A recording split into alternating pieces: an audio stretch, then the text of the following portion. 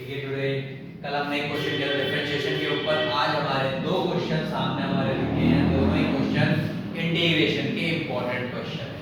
इन दोनों क्वेश्चन को हम बहुत जल्दी करेंगे। कैसे करेंगे देखिए जरा। पहला क्वेश्चन है √10x upon sin x cos x integration के अंदर। तो ये स्पेशल प्रॉपर्टी है आपकी सेकंड एक्सरसाइज का 27 क्वेश्चन है। एक बार आपसे देख लीजिएगा वहां पे एनसीईआरटी से। तो कैसे स्टार्ट करते हैं, मैं इसके दो तरीके आपको बताता हूँ, दोनों तरीके देखिएगा गौर से। पहले तरीके में आप √10x को पुट करिए √sin x upon √cos x और डिनोमिनेटर में क्या है आपके पास sin x cos x। जब आप कंबाइनली से लिखोगे तो √sin x और ये आपका क्या sin x, तो डिनोमिनेटर में क्या बचेगा √sin x और cos x पहले डिनोमिनेटर में cos x, ये √cos x भी डिनोमिनेटर में, cos x भी डिनोमिनेटर में, तो cos x को क्या लिखेंगे हम पावर 3/2। इस रूट को आप क्या लिख लेंगे sin x की पावर 1/2। तो आरडी शर्मा में आपकी एक प्रॉपर्टी है, आप कहीं से भी प्रॉपर्टी को पढ़ सकते हो। कभी भी डिनोमिनेटर में अगर sin x cos x आ रहे हैं तो आप इनकी पावर देखिएगा। डिनोमिनेटर आपका है, कोई भी इंटीग्रल आपका इस तरह से लिखा है sin px cos qx और इनकी पावर का सम अगर इवन नंबर आता है, पावर का सम अगर इवन नंबर आता है तो आप उन दोनों पावर को ऐड कर लीजिए। तो जैसे आप 1/2 और 3/2 को यहाँ पे ऐड करोगे, वैल्यू क्या आएगी आपकी 2। क्या वैल्यू है आपकी 2। 2 इज एन इवन नंबर, तो इसी पावर को cos में लगा लीजिए, इसी पावर को cos में लगा लीजिए और आपके इंटीग्रल को न्यूमरेटर और डिनोमिनेटर दोनों में cos स्क्वायर x से डिवाइड करिए। तो आप ऊपर cos स्क्वायर x से डिवाइड करोगे तो कुछ ऐसा लिखा जाएगा 1/cos स्क्वायर x dx और डिनोमिनेटर वाला पार्ट ये तो पहले ही आपका sin 1/2x cos 3/2x upon cos square x, ठीक है, अपॉन cos स्क्वायर x। तो 1/cos स्क्वायर x को क्या लिखेंगे हम sec स्क्वायर x। क्या लिखेंगे sec स्क्वायर x। देखिए यहाँ पे cos 3/2 है, ये cos स्क्वायर x है, ठीक है, ये 3/2 है, ये cos स्क्वायर x है। इन दोनों के बेस सेम है cos cos, तो पावर क्या हो जाएगी, पावर क्या हो जाएगी इसकी कि नीचे आके माइनस, नीचे आके क्या हो जाएगी पावर माइनस। कैसे होगी देखिए, ये तो sin 1/2x है, ये तो बिल्कुल डिफरेंट है।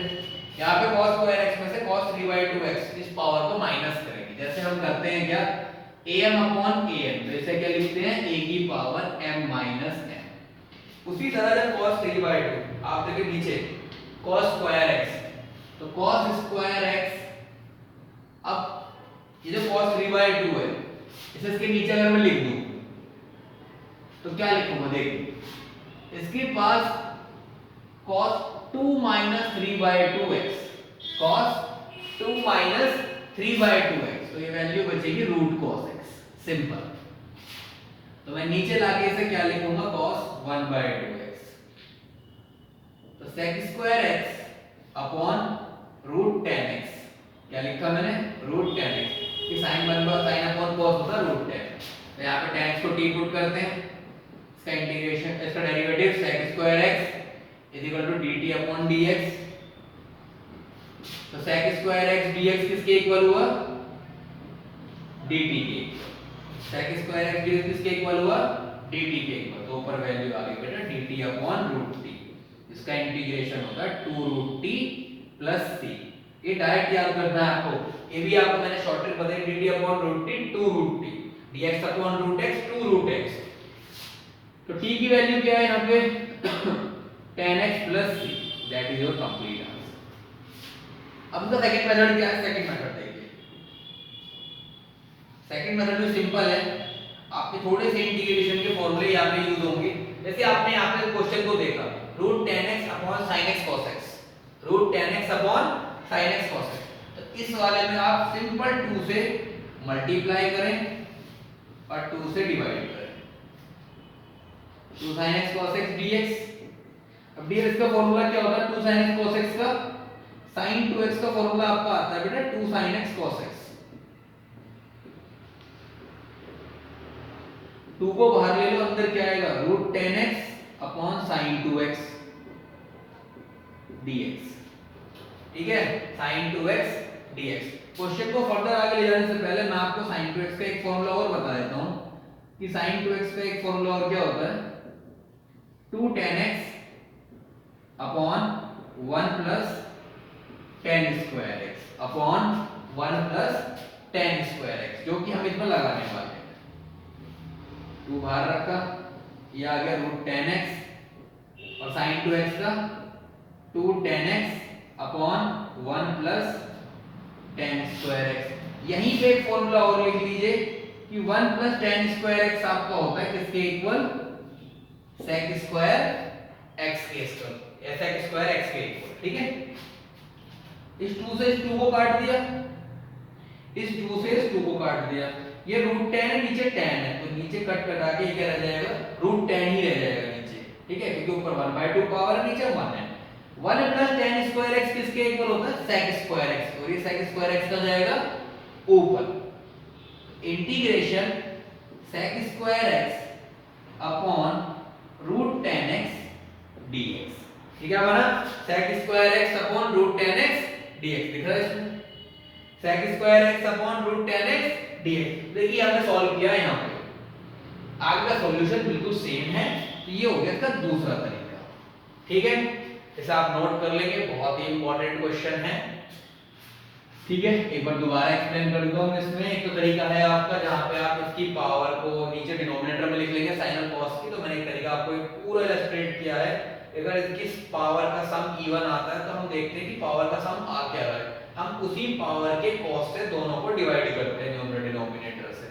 एक तो ये तरीका, यहाँ पे आप 2 sin cos x का डायरेक्ट फॉर्मूला पुट कर लीजिए, ठीक। अब दूसरा क्वेश्चन क्या कह रहा है कि मान लो आपका पार्शियल फ्रैक्शन का क्वेश्चन है, पार्शियल फ्रैक्शन में करने में आपको कितना टाइम लगेगा, देखिए आप अंदर की वैल्यू को निकाले तो x की पावर 4 माइनस 1, तो ये आएगा आपका x square minus 1 x square plus 1, फिर आप इसे ब्रेक करोगे तो 1 upon x minus 1 x plus 1 x square plus 1।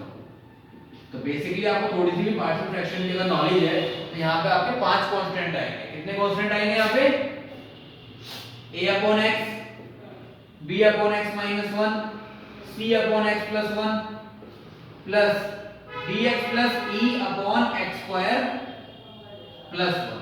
कितने कांस्टेंट आए इसमें आपके, 5। इन पांचों को सॉल्व करना कोई मतलब इजी टास्क नहीं है, आपको काफी टाइम लग जाएगा। आप इन्हें कम से कम आधा पौना घंटा लगा के सॉल्व करोगे, उसके बाद भी पता नहीं आंसर सही आए गलत आए।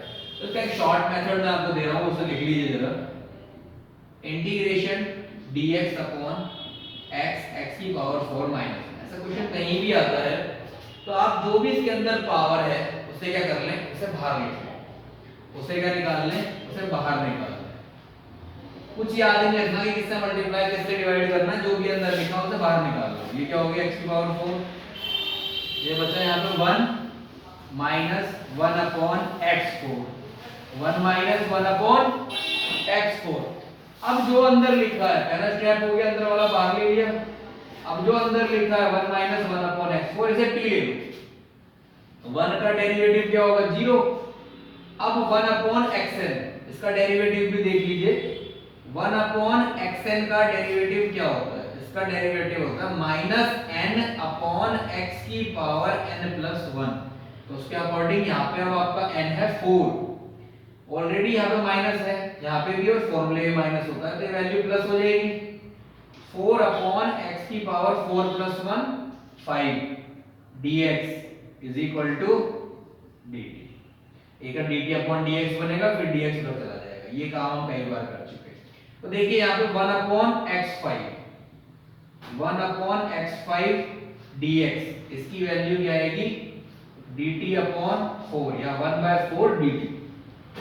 1 अपॉन x5 dx मतलब इसकी वैल्यू कितनी आ चुकी, 1/4 dt, 1/4 dt, और ये वैल्यू अपॉन t, तो 1/4 log mod t plus c, तो 1/4 log, और t को क्या रखा मैंने, 1 माइनस 1 अपॉन x की पावर 4 प्लस c। अगर आपको फर्दर सॉल्व करना हो तो काफी सॉल्व हो सकता है ये, हम तो यहाँ ये भी सॉल्व कर सकते हैं, x की पावर 4 माइनस 1 अपॉन x की पावर 4 प्लस c। ठीक है, log a minus log b भी कर सकते हैं, ये सब अपनी चॉइस है। ठीक है, ये हमारे दो क्वेश्चन खत्म।